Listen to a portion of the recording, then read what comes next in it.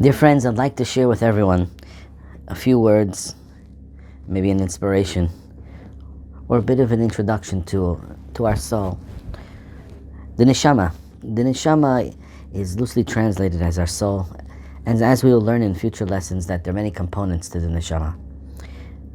But if you take the essence, the root of the word, or the centrality of the word neshama, what you'll discover is that the two middle letters of Nun Shin Mem He is the word Shem, your name, which is very important to know because the essence of who you are is all given to a person at the moment of birth, and then on the 8th day when the father gives the child his actual name.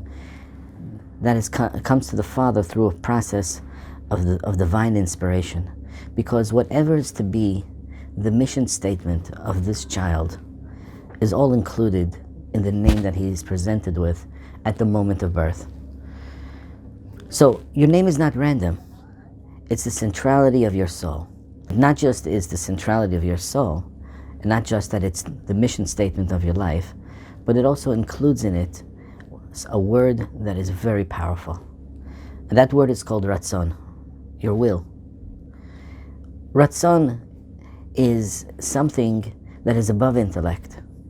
When we talk about the 10 Sfirot, the highest Sfira is called Keter, your crown. Your crown is something generally that is above your head. Why is something important that is above your head? And that is because it's above your intellect. Your will, your desire, your ambitions is always above your intelligence. Some people have more guts than brains. Some people have a lot of brains and no guts.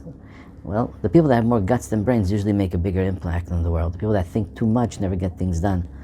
The concept of your crown is something that is above your intelligence. And that is Ratzon. That is your will. Our rabbis, the Kabbalists, teach us that your will, which is Ratzon, has the same numerical value as the word Shemo. Your name. Shin Mem Vav, the three letters equate to the same numerical value as Ratzon. Resh Tzadi Vav. Shin is 300, Mem is 40, Vav is 6, is 346. Same as in Ratzon. Meaning to say your inner desire, your passion, your will, whatever it may be, that you have an inkling that you desire to accomplish in this world, it all stems from your true essence, from your name, from your will. And that's very, very important. So today I'd like to take a few minutes and talk about the concept of will.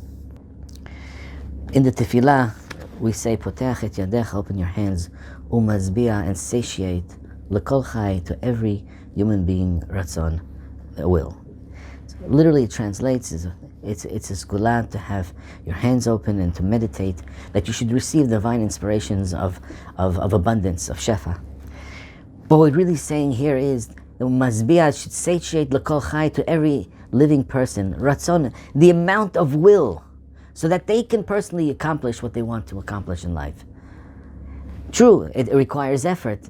And what's going to motivate you to put in the effort? It has to come from a will. So this prayer, the prayer of success for financial stability in life, is really a prayer to have enough will, a proper will, a healthy will to accomplish what you want to accomplish. That is in the understanding of the word Ratzon. Like it says in Ashrei Ritzon Yirei V'Yaseh, the will of the ones that fear are the ones that are in awe of God. V'Yaseh, God will accomplish. So Ratzon is probably the most powerful midot, characteristics that a person has to have to be successful in life. Without a will, you got nothing. Let's take it a step further. In the portion called Balak, there's an episode of a person by the name of Bilam. Bilam was there to curse the Jewish people. Cursing the Jewish people is an art. It's not easy to do. But he mastered it. And he now wanted to go and curse the Jewish people. And it's a very fascinating dialogue, an event that takes place. Bilam gets up early in the morning. And he goes and he saddles his donkey. And the commentaries tell us a very fascinating insight based upon the tractate Sanhedrin, page 105, Kufhei Amud Aleph. Mikan, we see from here Sha'sin'a mikalkelet v'shura, that hatred is able to destroy a person's ability to see correctly. Because you hate someone or you hate something, whenever that subject matter arises, you're confused, you're disoriented, you don't have a sense of clarity. As a result, it destroys the ability to have a proper focus. And why is that? Because Bil'am went and he saddled his own donkey. Hashem said, Amar HaKadosh Baruch Hu, Rasha, you wicked person, Kvar kadamcha Avram Avinu. Abraham, our father, already came ahead of you. Shenemar vayashkem Avram baboker vayachosh et chamoro. Abraham got up early in the morning and he saddled his donkey. To which we need to analyze, what is this dialogue? He got up and he put on his donkey. What does that have to do with anything? That you're coming and you're saying he's a wicked person, Avraham Avinu already did it generations beforehand. So what? He's still just a guy that went out and put on his donkey. What is this action of saddling on putting on the saddle onto your donkey, an expression of something that should make a difference? Why is this detail important? And that is the lesson of Ratzon.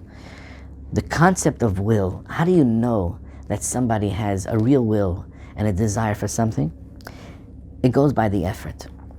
Meaning to say that we have a rule that is stated in the tractate Makot, Gemara Makot Daf Yud. B'derech sha'adam rotzeh lalechet molichin oto. In a place, in a way that a person wants to go, he gets divine assistance to accomplish his ambitions. If you really want it, if you want to go on a good path, you'll get assistance. If you want to go on a bad path and you really, really want it, you'll be very successful at it. Why? B'derech, in the way that a person wants to go, he gets divine assistance to perpetuate that will. So here there's a conversation, there's something that's going on. He gets up early, his actions speak louder than the words. Yes, I'm going today to curse the Jewish people. And I'm even going to go and saddle up my own thing. I'm the greatest prophet there is. I have servants, assistants that are constantly. I went and did it myself to express how important it is for me to go and obliterate and destroy and curse the Jewish people. But nevertheless, by doing that, he is expressing a sincere will. To which the response is, that will doesn't count. You know why that will doesn't count? Because that will was already expressed by someone prior to you, which teaches us the lesson in the concepts of success and will. If you want to be successful, you can't just have a regular will. You have to evoke a novel expression of will in order to stimulate the concept of b'derech sha'adam rotzeh lalech molichin oto. You want that divine assistance, that you want to go on a certain path. You can't just say, hey, I want it. No, you have to evoke such a tremendous action that expresses, I really, really want it. And if you do such, then you'll get the divine assistance. As we see later in the portion, that he bumps into an angel of God. And he still wanted to go on, so he apologizes and he says, I am sorry, I didn't know you were standing there. Can you imagine what a silly apology that is? Hi, I'm sorry, I didn't know I was stepping on your foot. If I would have known it was your foot, I wouldn't have stepped on it. But I still, nevertheless, he witnesses the angel of God with a sword about to kill him and very, very intimidating visions. But nevertheless, he still wanted to go forward. And he still expressed the will to go forward, even though he says, I've sinned and I apologize, but I still want to go on with my mission. To which the commentaries say, right? B'derech sha'adam rotzeh lelech molichin oto. The next verse, number 35, Lamed Hey says, Lech im ha'anashim, go with those people. Because he evoked a brand new will. After going through such a traumatic experience and still having the will to go forward in such an expression, that evokes a specific divine energy, that divine energy will allow a person to succeed in whatever he wants to do, even though it's against the will of God. What we're learning here today is that we are all born with a gift. That gift is called our soul. The soul is expressed by our name. a person's mission and his success in life comes about from the ability to him to evoke his will, to stimulate his will into a fashion that he will succeed beyond, because it's still within ourselves. We're drawing from a divine source of our soul that is above our intellect, and from that location, as we pull down the will for success from such a source, which is the connecting point of God, right? The neshama is the point in our soul that is connected, is plugged in. When we pull that energy from there, then we can be fantastically successful. But the insight and the novel thought that we see in the portion of the week is that it has to be a type of will that is above and beyond. It has to be the type of will that is novel, rich, authentic, unique to yourself, that you're evoking from the depths of your soul. Such a deep, deep desire. And then at that point, we